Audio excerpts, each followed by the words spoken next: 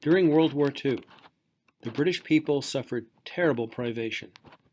The terror of bombings, imminent invasion, food shortages, separation of families by the military, and immigration of children from the cities out to the countryside where they'd be safer. One of the methods the British government used to keep up the morale of their people was to recreate one of the historic epics in their history. That is, the invasion of France by their young King Henry. Henry V was one of the great histories, stage play written by Shakespeare. The movie was heavily based on the play. In fact, Winston Churchill specifically ordered this movie to be made, and to star one of England's greatest stage and screen actors of the 20th century, Laurence Olivier, who also directed. Made in 1944, the movie had a generous budget, rare for a wartime film. It was filmed in color, a lush Technicolor. Outdoor scenes were shot on location in Ireland.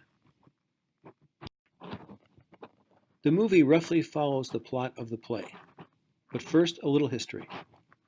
As you likely know, England was invaded, conquered, and eventually settled starting in 1066 by William the Conqueror, whose family came from a noble Norman family in Normandy in today's northern France.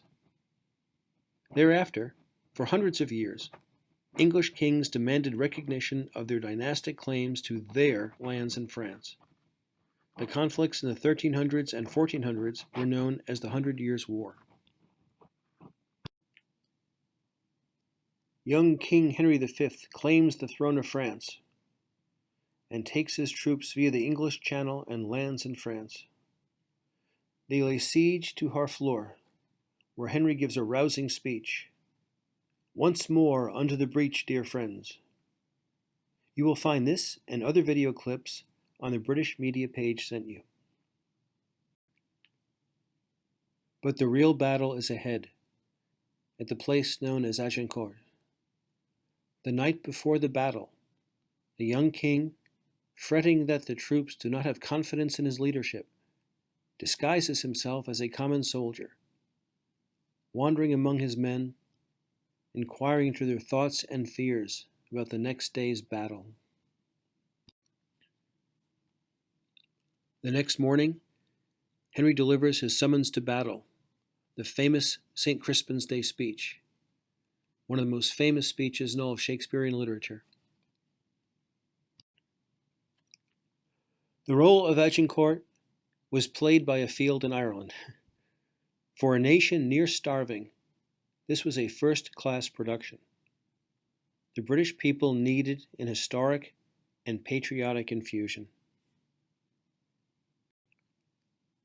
The battlefield was very much to the advantage of the English, who were outnumbered 5 or 6 to 1.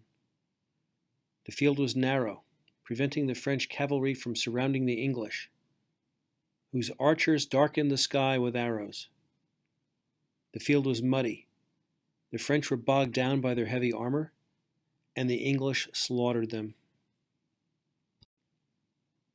Just like in many movies, the hero faces down the villain in a final hand-to-hand combat. Same in this movie, although it did not happen in real life. In fact, although Henry was victorious that day, and was to be the next king of England and France, he died just 7 years later at the age of 35. This last slide comes from a recent newspaper story uncovering a letter from 800 years ago, with the English offering their down-their-nose opinion of the French. For 800 years, through warfare and alliances, the French and the English have been the very best of frenemies.